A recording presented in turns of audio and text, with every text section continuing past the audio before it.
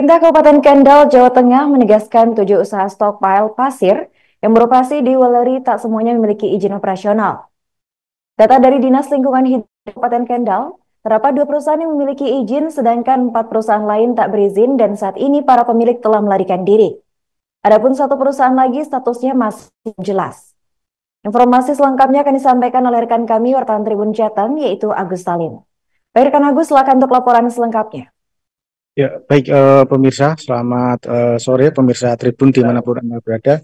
Benar bahwa kami melaporkan dari Kendal, tepatnya di Kecamatan Weleri, memang ada beberapa titik usaha stockpile pasir di Weleri Kendal yang memang belum tercatat semuanya secara ilegal. Hanya ada beberapa perusahaan saja yang memang sudah mengantongi izin resmi dari pemerintah kabupaten. Namun selain warga juga mempersoalkan soal perizinan, memang warga juga mempersoalkan dampak yang terjadi akibat adanya perusahaan stockpile yang beroperasi di Weleri ini.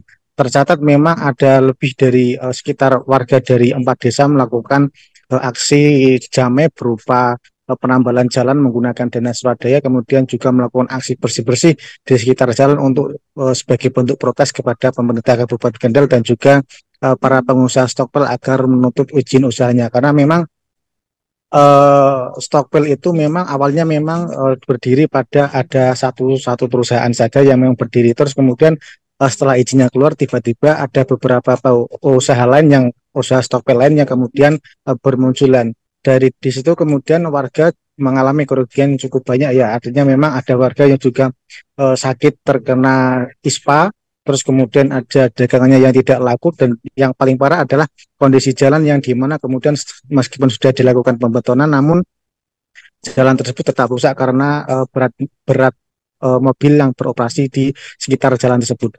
Dan kemarin dari Dinas Lingkungan Hidup dan juga pemerintah Kabupaten Kendal kemarin sudah melakukan sidak dan juga melakukan mencegah aksi demonstrasi dari warga. Kemudian akhirnya setelah dimediasi oleh Bupati Kendal Diah Kartika Permanasari, akhirnya warga menuntut untuk satu hal, yaitu penutupan adanya usaha stockpile ini. Namun dari pemerintah Kabupaten Kendal saat ini juga masih mengkaji apakah nantinya memang perusahaan tersebut akan ditutup selamanya, karena memang di situ juga ada beberapa warga yang sudah bekerja di situ dan juga mendapatkan pemasukan terkait dengan anggaran di Kabupaten Kendal. Demikian Arin dan juga pemirsa yang dapat dilaporkan. Baik, terima kasih rekan Agus atas laporannya dan selamat lanjutkan aktivitas kembali. Rekan kami juga melakukan sejumlah wawancara dengan pihak terkait, berikut kami tampilkan. Itu ya mohon maaf, juga dipahami, bukan kepentingan pribadi, ini kepentingan bersama, masyarakat juga harus memahami kondisi seperti itu.